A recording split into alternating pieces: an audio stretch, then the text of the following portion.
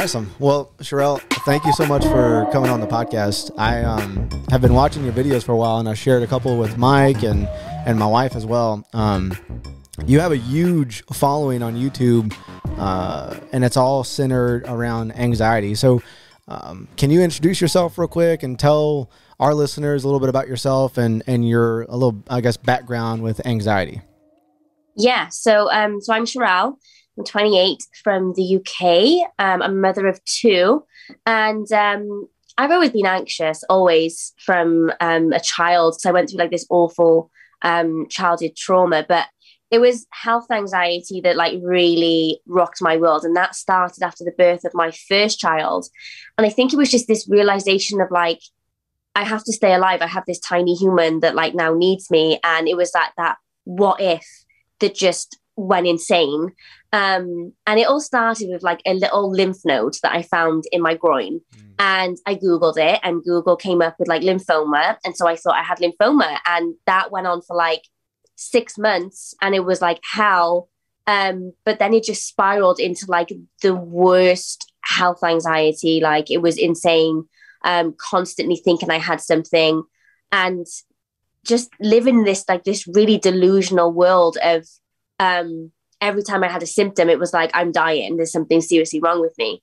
And after about like 18 months of it, I started to YouTube and just like film myself talking about these things purely just for like a therapeutic reason. Like it was almost like therapy to me. And I thought, wow, if there's one person that, you know, can relate and whatever, that would be really cool. And I just didn't realize quite how many people would like relate. And yeah, it's just kind of like grown from there. And now the last kind of 2 years I don't like to use the word recovered because I think that, you know, we live a stressful life. There's always going to be anxiety, but I manage it really well now. And so I've started like coaching and stuff like that, and massively trying to like raise awareness, because I do feel that there's quite a lot of stigma attached to health anxiety. Like, oh, you're just a hypochondriac. So yeah, that's pretty much. You know, I've never heard the term health anxiety. Is that something you've coined, or is that widely used? No, that's widely used. Yeah. Okay. So it used to be called hypochondria. And because there was such like negative connotations with that word, they changed it. It's like the same with bipolar. They've changed it, like manic depressive order. So yeah, some people also call it illness anxiety disorder, but health anxiety is like the general term. Yeah. So I stumbled on your video in a pretty dark time in my mind of anxiety. Mike's cousin was diagnosed with ALS this year, and we interviewed him. I guess how soon after the diagnosis? Not very long ago at all. Like seems like a month or two. He has a very aggressive case, so it's like it progressed quickly within a couple months, like from working out to in a chair to he can't move anything anymore. He's had the surgery, the trach surgery and all that. So it's all progressed within less than a year. Normally you get like 1 to 5 years. So, yeah. So shortly after that podcast that we did with Mike's cousin, my anxiety like ramped up. I've always had, your recent video that you just posted was about the heart anxiety. What is that called? Cardiophobia. Cardiophobia. So that's how my anxiety manifested, was I was always having issues with my heart. I think Mike had issues with his stomach, with your lungs or something, right? Yeah, I always get freaked out about not being able to breathe. And then he thinks he's going to have a heart attack. So. Yeah. So then we did the podcast with Mike's cousin. A month went by and I started getting twitches. So it immediately like just freaked me out. And there's nothing, well, of course you always say on your YouTube videos, when you go to Google, it's like the worst thing in the world to Google your symptoms, because you think it's going to be, you're going to die tomorrow. But I found a video that you did, I guess maybe late last year, on explaining twitches. And then I started reading people's comments, and it's pretty astonishing that, like, if you Google anxiety and you Google symptoms of anxiety, none of this stuff like cardiophobia, twitches, none of that is on there. So how did you kind of, I guess, research that and know that it's common? Um, so yeah, I went obviously down the twitching rabbit hole. And the thing is with Google, when you type in twitching, it pretty much just says, you know, ALS or some other awful neurodegenerative disease. And so when I read that, of course, I thought I had it. I was like, I 100% have it, went to go and see neurologists and stuff. And they were like, no, it's anxiety. It's a symptom of a overstimulated nervous system. And I was like, well, why is that? Why is twitching not listed as one of the main symptoms of anxiety? Because you see dizziness and nausea and palpitations. We don't see twitching. And then I just kind of like, when I made the first video about twitching, I really didn't think that many people were going to like comment on it. And then there was like thousands of comments of people like, I twitch. And I had like so many private messages. And I was like, oh my goodness, like this is so common. And I would say even now, today, 90% of the messages I get are people twitching, worried about ALS, so it is very, very common. And actually, I've noticed that in the last kind of 6 months or so, a couple of websites have now added twitching to their list of anxiety symptoms. So Healthline being one of them, which I think is great, because then at least if somebody does, type in twitching and they see anxiety, hopefully that will like calm them down. But there's other reasons as well. There's also like benign circulation syndrome, there's dehydration, there's electrolyte abnormalities. It's not just ALS, but of course, as you guys know, ALS is a awfully aggressive, it's, awful disease. And I think when people see that, they just like their mind just goes insane. And that's what happened to me. Mm. Yeah, he was telling me about these twitches, and he was like, they're not in one spot, they're all over the place, and they don't stop. And I was like, man, because he works out a lot. So I was like, well, maybe you're just overdoing it, or you're not drinking enough water or getting enough salt. And so we went to the medical, what is like GNC or something, and he got some like salt drops. And he was so like, these salt drops are supposed to last you for like a month. And this dude did the whole bottle in a day. Like he was just putting on everything, cupcakes, whatever he was doing. And I was like, dude, you need to calm down. But then he came across your page, and it was all about twitching. I was like, man, that seems so nuanced. But he was like, man, there's so many other people dealing with it, so it's wild. And if you fixate on something like a twitch, man, that would freak me out too. Yeah. But he was telling me how you were thinking about your tongue, and your tongue started twitching. I never had a tongue twitch. Ooh, that was insane. So I remember saying to myself, as long as my tongue doesn't twitch, like I'll be fine. Because I was thinking like there's a bulbar onset ALS that starts, in your throat and your tongue. Lo and behold, then literally like 2 hours later, tongue is twitching, and I just like went insane because I thought I definitely have it. But anxiety, like we can 100% like manifest symptoms. Like I can't tell you the amount of times that I've read symptoms of an illness. Like if I've seen somebody maybe my age getting like, I don't know, whatever it is, and I will get the exact same symptoms. Like it's just, it's kind of like the placebo effect. When you look into like the placebo and how insane that is, I think our brains can do anything if we like think about it like enough, My thing with breathing is I had double pneumonia when I was a kid, and I was like hospitalized, and then I had single pneumonia after that.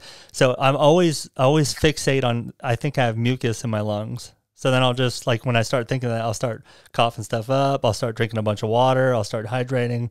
And so that's where I go to. So whenever I do have anxiety, I'm like, oh no, I'm here again. I'm like 80% full in my lungs, and I'm going to have walking pneumonia or something and not be able to wake up. So that's where I get my anxiety from normally. Did you you also talked about how you were walking from your car to the house, and you felt like you were losing strength in your arms, and you were tripping, you were dropping stuff. So I mean, was that all from just, because I didn't get that far yet. I checked, and it's funny too, because you talked about you taking pictures of your calves. I did the same thing, and I was telling Mike, I watched one of your videos. I was like, I literally did the same fucking thing. Like I would take pictures of my biceps because I thought that like my arm was shrinking. It's insane what your mind just conjures up, Yeah, it's crazy. So I believe that my calf muscles were, well, I thought that the one was atrophied. And what happened was I got out of the car and I was holding my two kids. So I had like one in each arm. And as I was walking, I fell to my knees. And it honestly, to know in that moment, I felt like this blackness just, it was like this realization of like, oh my God, I have it. Like I've just fallen to my knees. But it was just, it was pure and utter anxiety. Like my nerves were shot, like my legs were jelly. And yeah, I was taking photos and I was like standing on my tiptoes and like trying to do all like these strength tests, which was just causing more anxiety because I was trying to do like push-ups. Like I've never done push-ups in my life. So how I thought I was going to do like 10 push-ups, like I weigh like 7 stone. It was never going to happen. But yeah, I mean, I was convinced I had like atrophy lines in like these muscles here. And I was like taking photos. And, you know, when you start staring at like muscles that you've never paid attention to, you're going to see dents and stuff because it's just normal. But when you look at it, you're thinking, oh my gosh, that's definitely my muscles dying. It's wasting away, but it's always been there. What was your, was there a defining moment that was kind of like the trigger point, or was it from having kids was kind of like the onset of this intense anxiety? Yeah, it was definitely having the kids that kind of made me think about my own mortality, I suppose, and the fact that, you know, what would happen if anything happened to me, and kind of that way of thinking. But I've always been extremely anxious from a very, very young age. So I think, yeah, I kind of had, I'd say between the ages of, I don't know, 21 and 25 was probably my best years. I was okay. But then, yeah, having the kids just kind of like everything got tipped upside down again. And it was frustrating for me because I'd worked so hard on my anxiety. And then all of a sudden I was like back to square one. But yeah, I think it's just like having a baby and like the hormones and like just I had like quite a traumatic birth, and everything that came with that just like really, you know, unfortunately, I just went into like a really bad place. But, you know, it happens. And with health anxiety, you know, there's so many different triggers. For some people, it's, you know, having like a bit of a scare. So maybe they have like a dodgy mole and they go to their doctor and they have a bit of a scare, but it turns out to be fine. Or they watch a loved one go through something, or even something not related to health, like a divorce or having a child. These things can just create this intense like health anxiety, and sometimes it can just come out of nowhere and you're like, how did this like happen? It's interesting how she said when you thought you had it, like everything got dark and it gets cold and it gets a little magnified. I've had a few moments like that where I'm like, crap, I have something, especially the mole stuff. I hate the mole stuff. Like I think I saw something new, but I'm like you said, I don't look there all the time, so maybe it's been there all along. Yeah. But yeah, and that's like a silent killer too, is you know, skin cancer and stuff like that. I don't know. You're so you're in this. You got this YouTube platform and Instagram with you know, all these people having similar issues. What's your coaching methodology with these people? Like first, how did you get yours under control, and how are you managing that? Is it with fitness? It was with diet? What does that look like? So this is the answer that I always dread giving, because I wish there was like some really great motivational story. But truth be told, what happened was that the health anxiety got so extreme after my second child that it's really ironic, because obviously my anxiety was about dying, and then all of a sudden my health anxiety got so bad that I was like hospitalized. I was on benzos. Like I was like almost like fully sectioned, because I think back then I thought I had like bile duct cancer. I don't know, like something insanely rare.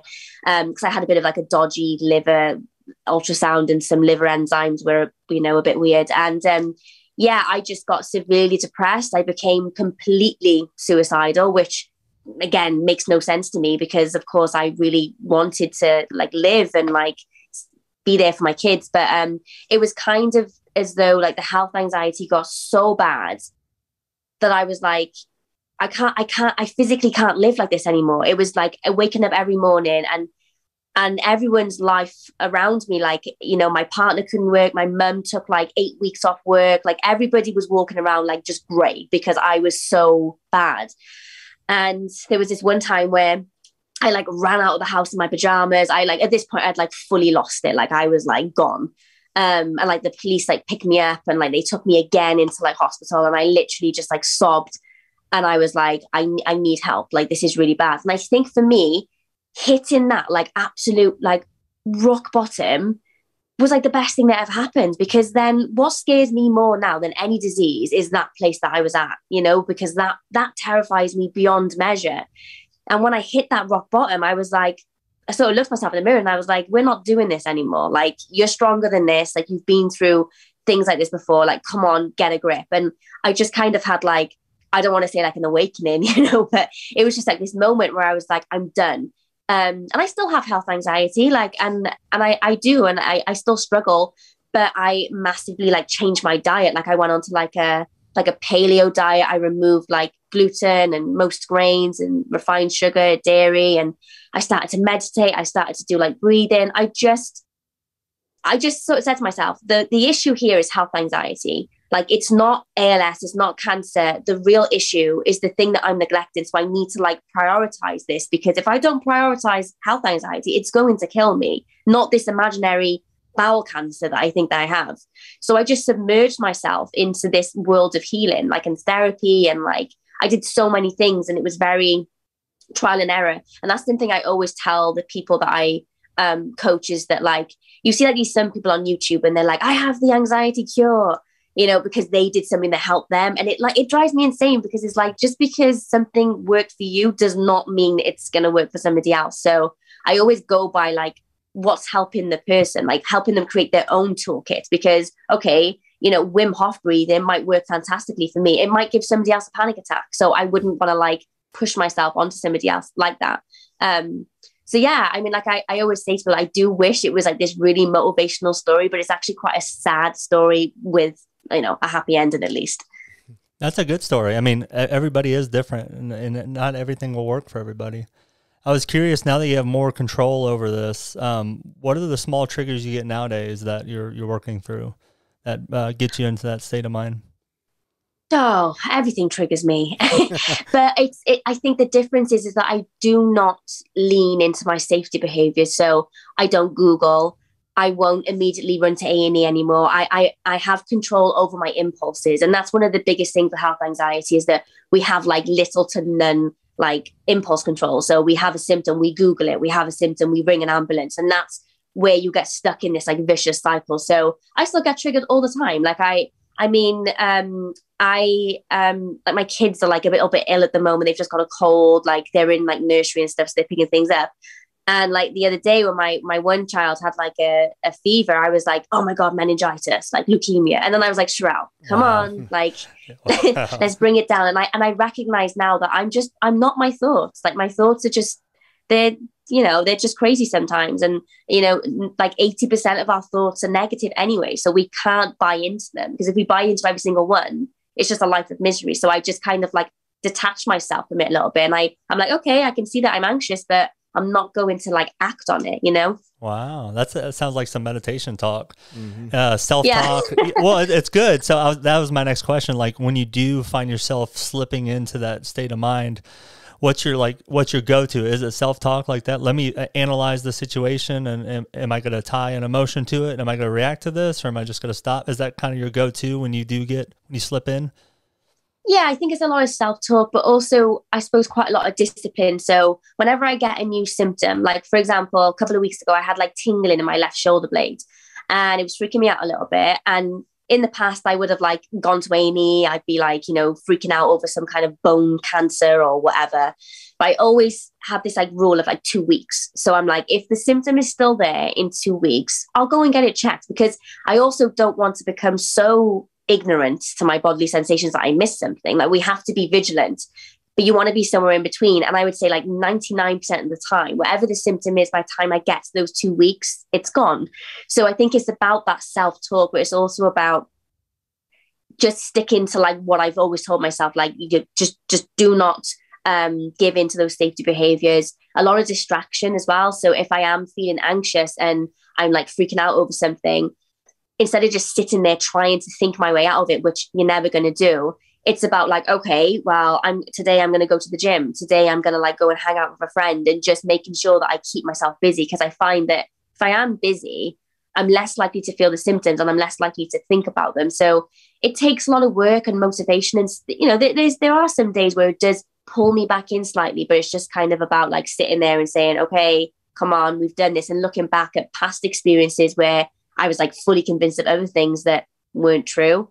And I've been proven wrong like every single time. So I've never been right about anything that I thought I had. It's I like that you said like you had to pretty much hit rock bottom. Like you had to get to that space and almost and I don't know what the amount of time is, but it's almost like a certain amount of time has to pass with these symptoms or with these thoughts to know that you're going to be okay. You know what I mean? And like at least that's what it works for me. Like I've been twitching for like 3 or 4 months now. It something else would have happened by now. Like, you know what I mean? That's like you need that time and you need to get so dark and so lonely almost for it to come back to life. So I've had I think sorry. I've had to think that I was like, I've had to go so far in my head to say I'm okay with dying, and then it goes away. Because that's the ultimate thing, right? Like we don't want to die. But for you two that have kids, you can't do that. You can't say I'm okay with dying, although you don't have control, but you don't want to die. You know, you want to be there for your kids. So I always make negotiations with myself, like how to not stress out about something. And so the very end, I'll be like, all right, I'm cool with dying, and then that stress will go away, cause that's what, we're worried about sometimes, but I don't know. It's crazy. Do you find that this new diet, like, so Mike and I are big on diet. Mike's pretty much a vegan for the most part. I've pretty much transitioned to like no bread, pretty much. No sugar, no bread, no pasta, none of that stuff. So is that kind of where you're leaning? Like, do you find if you like go off the rails a little bit and eat a lot of sugar that it's more easier to venture off into those dark places in your mind? Oh yeah, absolutely. And also when I eat like gluten, for example, my body I'll be twitchy, like tingling, headaches, like brain fog, like it's insane. And so I was actually vegan myself for 3 years, and I was one of those hardcore vegans, like, posting slaughterhouse videos on like my Facebook page. Like I was one of them. And I lived that life for a long time. And what happened is when I got pregnant, I was like massively craving meat. And it was like this huge dilemma in my head, because it's like, this was like my identity. Like I identified as a vegan, but I had to listen to my body in that moment and kind of give it, what I thought it wanted. And so when I was really bad with my anxiety, I was eating like so bad, like so much sugar, because I was like so depressed. I didn't want to like cook. I didn't want to spend any time cooking. And then eventually I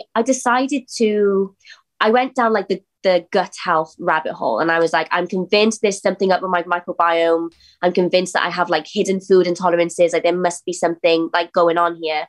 And so I started to research a little bit into that. And I decided to do the paleo diet. And the reason why I wanted to do the paleo diet is because it's so stripped back. It's kind of like a caveman diet in a way. And I wanted to strip it back as much as I could. And when I did that, it was insane, because what I did then is I started to like reintroduce food that I had, always eaten, like peanuts and like gluten.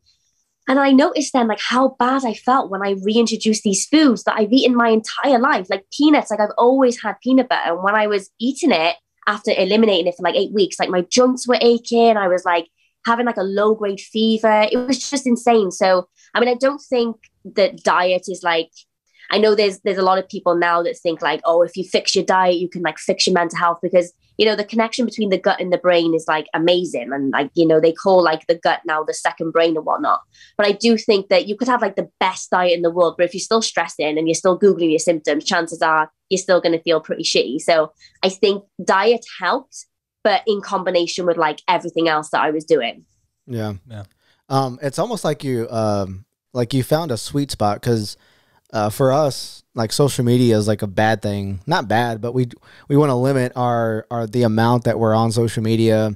But it's like you're using it for almost like a little like therapy almost for you, because you can go and you can talk about your symptoms, and you can talk back and forth with folks and help them through their trials. So I imagine that from a cognitive perspective, that probably helps you a lot. It does help, but then at the same time, it can also be quite overwhelming at times, because ideally when you've got health anxiety, you want to step away from the health anxiety world. Like you don't want to like, it's great to join like Facebook support pages and all that, but eventually you don't want to identify as like an anxious person, but I have like submerged myself into this. Like, I've grown a career now around this health anxiety world, which I love. And like, I love helping people. But sometimes, you know, I'll be speaking to people like through coaching. Sometimes like I find myself getting triggered, and I've like, sometimes I got to be honest with the people and say like, oh, that really actually triggered me. And I always like say I try and be like the most honest like possible. So it's great, and it is like therapy, but at the same time, I think when I'm already feeling a bit stressed or tired, or the kids have been like acting crazy and whatever, I do find that sometimes I'm like, oh gosh, I just want to stop talking about it like right now. But then it never really lasts long because I have such a passion for it at the end of the day. So what do you do, like coaching online, remote? Like where are your clients located? Are they there in the UK, or do you got some folks in the US as well? Oh, they're all over the world, like mostly the US, I would say. But like literally everywhere. Like I've got somebody like in Tokyo, like somebody in Australia. I mean, it's all online. So I've got like a Patreon, and basically like people have like they choose like a different tier. And I just work with them like on maybe even like a weekly basis or a monthly basis. And I wouldn't say that I don't have like a strict plan. Like I was saying earlier, I just kind of like work with that person and like try to help them piece together what's going on in their head and try and, you know, figure out what's going to work for them. Because like I said, everyone's like so different. And I just don't think you can like say, oh, you need to do this, this, this, and this. So, but a lot of it is just like kind of talking. Like some people just want somebody to talk to, because I think health anxiety is one of those things where, you know, your loved ones get a bit sick of hearing it. You know, therapists, sometimes they've never had, you know, health anxiety themselves. So I think a lot of people just want to chat to me and just kind of like speak to somebody that's really actually been there. And I think I kind of wish that when I was back there that I had that person to like speak to, if you know what I mean. Yeah, no, definitely. It's a very tight knit community. You can tell from your social media and YouTube. Do you, it's interesting that you said mostly from the US. Do you know, or do you have a reason why, or can you guess why most people from the US and not even compared to the UK? Yeah, I don't know. I was thinking about it the other day, actually. And I was thinking, like, is this something to do with like the healthcare system that you guys have? Because obviously we've got the NHS, which is free. So that I suppose like if I wanted to go to A&E right now and I wanted to get an MRI, like I'd be able to go and get it. Whereas I imagine for some people, because they don't have that luxury maybe of just going to like go and get a scan, I'm wondering if that makes their health anxiety like a little bit worse, because then they're kind of like, they're stuck in limbo, you know, they can't do anything about their anxiety. I don't know. I mean, do you guys have any theories about that? Well, is it covered by insurance, like psychiatry and all that? Yeah. I mean, yeah, it depends. I mean, depending on where you work and what kind of insurance you have, therapy is covered. But my kind of like thought is the you know, political culture in the US is so messed up right now with COVID and social media. But I'm sure the UK, everyone's on social media too, right? Yeah. Yeah. So that can't be it. But I don't know what it is. But I feel like tensions are very high in America. And also, I would like to go to someone like her too, because she's been through it. I don't know if some of the therapists have been through it. You know, she's lived it, so you can give really good information. Yeah, that's true. So did you go to school for anything like official? And if not, do you get any kind of flack from like therapists, from official therapists that are like, oh, you don't know what you're doing because you don't have a degree? Yeah, so I am trained as a counsellor, but I studied it in I went to college. Well, I went to uni first to do creative writing, and then I studied to be a counsellor. But I don't use any of the techniques that a counsellor would, because as a counsellor and like a properly trained therapist, you can't relate, you can't share your own experiences. You've got to stay very just robotic, and I just didn't like that. I didn't like the fact that I wouldn't be able to say, oh my gosh, yeah, I've had that too. And like, this is how I overcome it, you know? And I just kind of thought like, I'm not going to use any of that. I'm going to do my own thing because this is what feels right for me. And this is what I would want. And I kind of just did it that way. And I have had a few people like, oh, you know, you're not a therapist and blah, blah, blah. And I'm like, well, you know, most people that I speak to have said to me that the experience that they've had with me has been like by far much kind of like better and beneficial than therapy. Yeah. So I'm just kind of trying to stick with what people are telling me, and they seem to like it. So yeah, I mean, it's got to work. Like Mike said, you've been through it, so I know. I mean, personally, you freaking helped me a lot. So you helped me calm down. Yeah, he was talking about you all the time, like watching the videos helps him come down.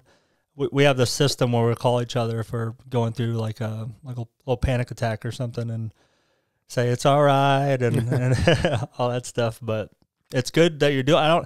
You probably already know that you're helping people and by the feedback that you're getting. But I mean, yeah, I mean, you're helping one person here too. That it's just making an impact, putting the videos out there. Yeah. Especially how just so nuanced it is. Some of the stuff, like for him to pick up on Twitches and find you, it's I know that was wild. So freaking random too, and it's crazy that it's so common with people, the Twitches. Like it still blows my mind. I'm sure my wife is tired of me talking about you and Twitches probably. Me too. So you posted a video recently on vitamins too. Is that something you help people with? You know, having a vitamin deficiency in magnesium, or Mike hates when I bring up vitamin D, but I was going to ask her about that. You live in the UK, which doesn't get a lot of sun, right? No. Yeah. So do you think about that as well? Like, I guess you supplement for sure, but that has a lot to do with health too, right? Yeah, I mean, I take vitamin D all year round, and I take a really high dose as well because it's just so cold and dark here, and I encourage like all of my friends and family to take it too. And in regards to like supplements, I like whenever I start speaking to somebody, I always say to them, like, if you had your vitamins and like minerals tested. And most people say, yeah, you know, it came back fine. But like what I found was my doctor was consistently telling me that my levels were fine. But one day I said to him, like, can I have the actual like printout? Like, can I see the numbers? And although they were in the normal range, they were like let's just say it's between like 1 and 100. Like every single one of mine was like at 1. So it was like, okay, it's in the normal range, but it's extremely low. And I just decided to just start supplementing. And I think that, you know, again, everybody's different, and it's something that you've just got to try. But I mean, I take like a whole like host of different vitamins that work for me. But some people will take, you know, some like, I don't know, some herb, and it's really bad for them. So I think it's something you've got to try. But I try, the only one I do push on people is vitamin D, because I just think we all should be taking that, really, especially like during the autumn, winter months, especially. How much are you taking? I'm curious. 5,000 IUs. Okay. So it's like max strength, really. Yeah.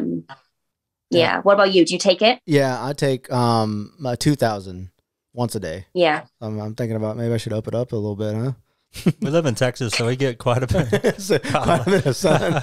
We get a lot of sun here. Have you ever thought of changing your environment? Like, because it's kind of dreary there. Like, we have some states like Seattle and maybe Chicago that like people are more depressed than those states. Like, have you ever thought of moving to another area that is more happy, I guess?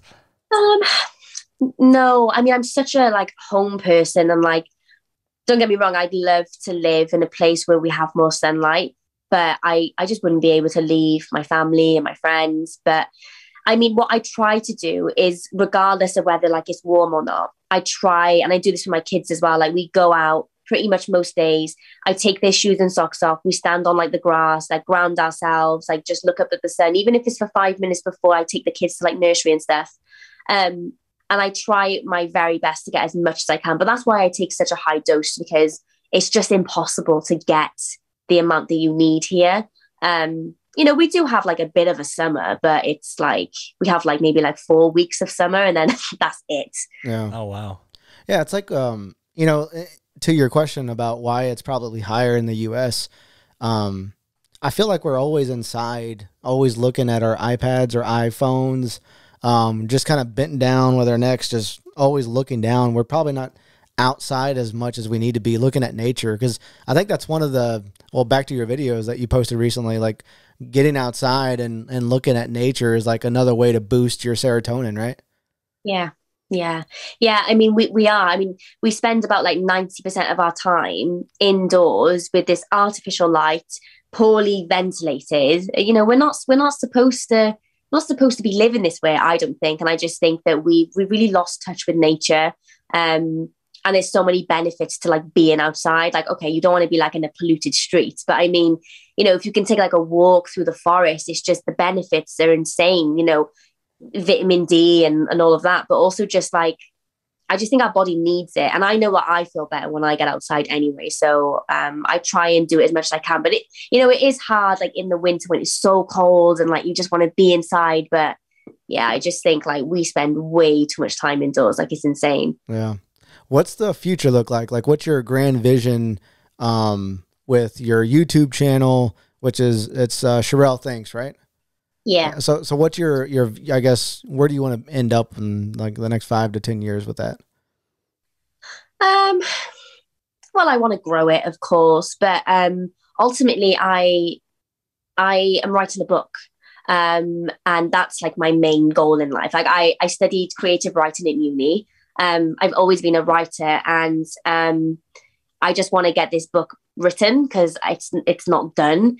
And I want to like, it's basically about health anxiety is my story and like my strategy and coping techniques and stuff.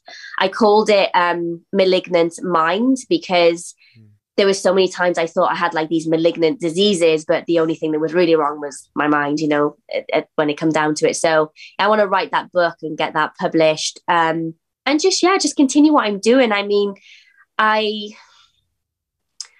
would like to kind of branch out a little bit, and because I also have like OCD and I had like postnatal depression and stuff, so I would like to eventually maybe potentially coach not just health anxiety clients, but yeah, we'll have to see what happens. At the moment, I'm just sticking with the health anxiety because it's what I know the most, basically. Yeah, well, I'm definitely looking forward to that book for sure. I'm looking forward to the OCD one. I got a little bit of that going Oh God, he's intense. Like he before he walks out of the room, he checks little things and like straightens it up. Pretty bad. Yeah. I like it though, a little bit. I like to mess with him. Like he'll move it and then I'll move it back. When things are going too good, I straighten stuff a lot, and then sometimes it takes a lot of time and I can't leave. Yeah, it's intense. OCD is intense. But sometimes I just say fuck it and I don't do it anymore. So yeah. I think I have control maybe. Well, Cherelle, we greatly appreciate the time that we had with you. Real quick, how can people reach you and watch all your content and all your social media and your Patreon as well? Yeah, so YouTube and Instagram is Cherelle Thinks, and the same with my Patreon. So yeah, if people just type that in, they should find me. I also have a Facebook like support page as well. It's called the Health Anxiety Community. So it's just a space where people can come and vent and, you know, meet like-minded individuals and just kind of like write what's going on for them today. And we're there to kind of like help and support. And of course that group is like free as well. So people are like welcome to join it. Awesome. Well, it was great. It was fun. I had a pleasure, and I'm happy that I get to talk to you. Oh, thank you. Thanks for having me. Yep. I enjoyed it.